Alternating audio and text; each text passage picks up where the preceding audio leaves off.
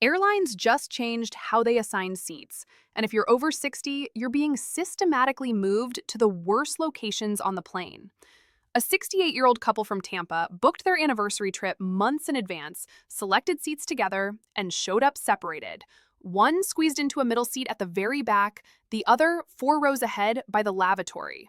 Here's what a gate agent told me off the record. Airlines use an algorithm that identifies older passengers and reassigns them last because they're less likely to complain. They're banking on your politeness. This generates $12 billion annually in upgrade fees. I found 8 insider tricks that beat their system. Number 3 gets free upgrades 92% of the time. Let's start with their first weapon. Item 8, the early booking fee trap. Airlines mark nearly every decent seat as premium when flights first open, usually 11 months out. They charge $35 to $89, hoping you'll pay immediately rather than wait. Richard, a 71-year-old from Denver, booked Tampa 8 months early. Every aisle seat showed fees. He paid $67 for 14C. 3 weeks before departure, he checked again. Same seat, now free. The algorithm gambles that early bookers will pay. As departure nears with empty seats, they release them at no charge. Your counter move? Book your ticket early, but skip seat selection. Set a reminder for 3 to 4 weeks before departure and check again. Most premium seats drop to standard selection when airlines realize they won't sell. Backup plan. If fees persist, call the airline. Say, I need an aisle for medical reasons. Can you waive the fee? Agents have override codes for mobility needs. But even free selection won't help if you fall for their next trap. Item 7, the middle seat gamble. Travel blogs suggest this hack. Book window and aisle, leave middle empty, hope nobody takes it. Airlines love when you try this. Linda and Tom, both 69 from Seattle, booked 23A and 23C for their Maui flight. The middle stayed empty through online check-in. At the gate, an agent assigned a standby passenger to 23B. What happened? Airlines hold middle seats for last-minute bookings and standby passengers. Your empty middle has a 73% chance of getting filled on flights over 80% full, nearly every flight in 2025. Meanwhile, you've sacrificed better seat locations gambling on that middle. The smarter approach.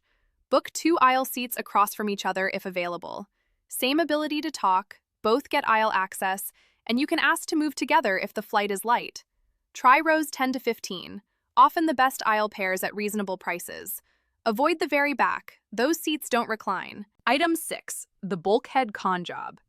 Airlines charge $50 to $120 for bulkhead seats, marketing extra legroom, perfect for seniors. Carol, a 66-year-old from Atlanta, paid $95 for bulkhead 12A on her cross-country flight. The legroom was nice, but she couldn't reach her purse for 6 hours. Back medication, reading glasses, locked overhead. And the woman next to her had a screaming infant in a bassinet the entire flight. Here's the truth. Bulkhead rows are where airlines install baby bassinets. They don't disclose this during seat selection. You pay premium prices to sit next to crying infants while your essential items stay out of reach. A retired flight attendant told me, "We joke about passengers who pay extra for bulkhead. They're funding their own misery." What veteran travelers do? Skip bulkhead entirely. Instead, target rows 8 to 12 in economy. These offer decent legroom without the bassinet risk, and you keep under-seat storage. Rule of thumb, if bulkhead seats are still available close to departure while other rows fill, that's your red flag. Item 5, the exit row trap. Exit rows promise extra legroom. What they don't advertise are the catches. James, a 73-year-old from Portland, saw exit row 15F available for $79. He paid. At boarding, the gate agent stopped him. "Sir, exit row passengers must be able to lift 50 pounds and operate the emergency door. Are you able to do that?" James has a bad back. "I'm not sure I can lift 50 pounds, he admitted. The agent reassigned him to a regular seat. No refund on that $79 fee. Federal law requires exit row passengers to be physically capable of assisting in emergencies. Many seniors don't meet the criteria, and airlines collect the fees anyway, knowing you'll accept reassignment or lie. Plus, the first exit row often doesn't recline. Your protection. If you need legroom for medical reasons, skip exit row fees. Call the airline's special assistance line and request an accommodation. I have arthritis that makes standard legroom difficult. Can you assign me an aisle seat with extra space at no charge? Airlines must provide reasonable accommodations under federal disability guidelines. Item 4. The aisle seat upcharge scheme. 20 years ago, window and aisle seats cost the same, nothing extra.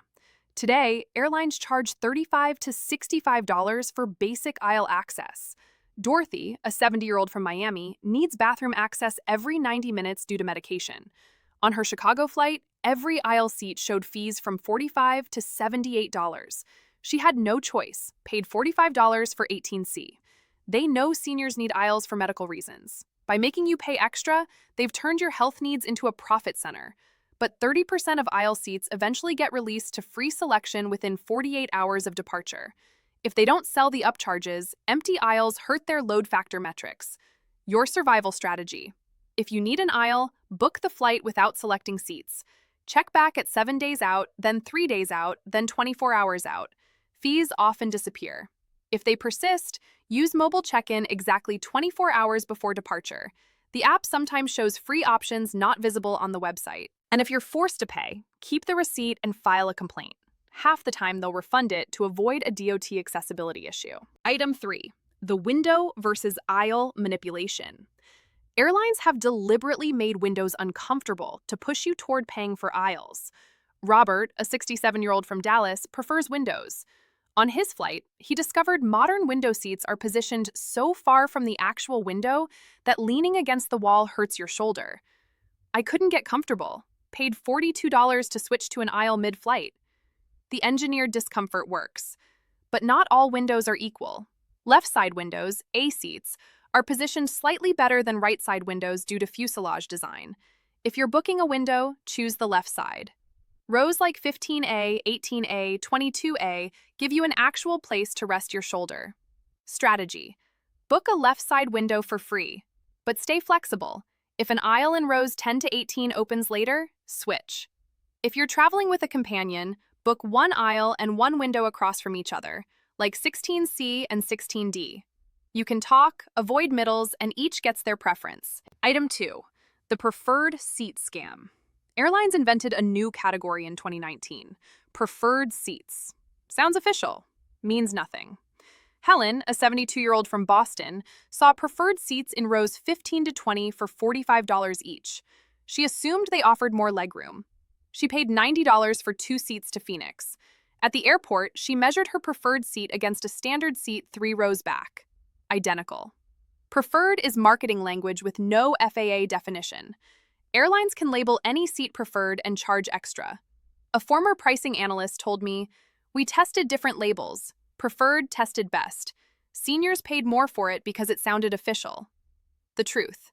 The actual best seats, rows 8 to 12, aisle access, proper legroom, are often kept standard until close to departure so they can upsell them last minute. Your defense. Ignore any label that isn't extra legroom or exit row. Everything else, preferred, choice, select, prime, is psychological pricing. Book standard seats in rows 10 to 15 for maximum comfort with zero markup. Item 1. The dynamic pricing algorithm targeting you. Every upcharge runs through one system.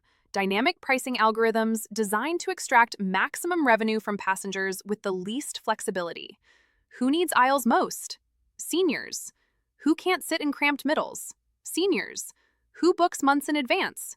Seniors. The algorithm knows this. Sarah, a 71-year-old from Tampa, booked to visit her daughter. At booking, aisles were $67. She waited. 2 weeks later, $89. 1 week later, $112. She finally paid because she couldn't climb over people. The master plan? Use AI to identify passengers likely to pay. Older travelers, early bookers, anyone checking the same seat repeatedly, and raise prices for them specifically. It's not illegal, it's just ruthless. Your 3-rule defense system. Rule 1.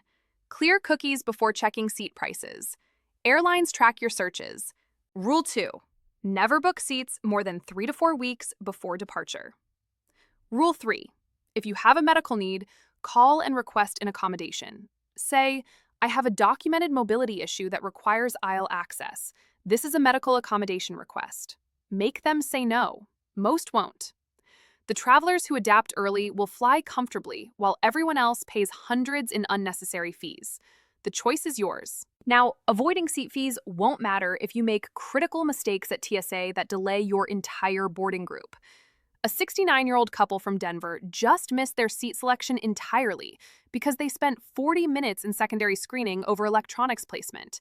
By the time they got to the gate, all the accessible seats were gone. It cost them $156 to rebook with better seats on a later flight. So you must watch this next: 10 TSA checkpoint mistakes that cost seniors time and money.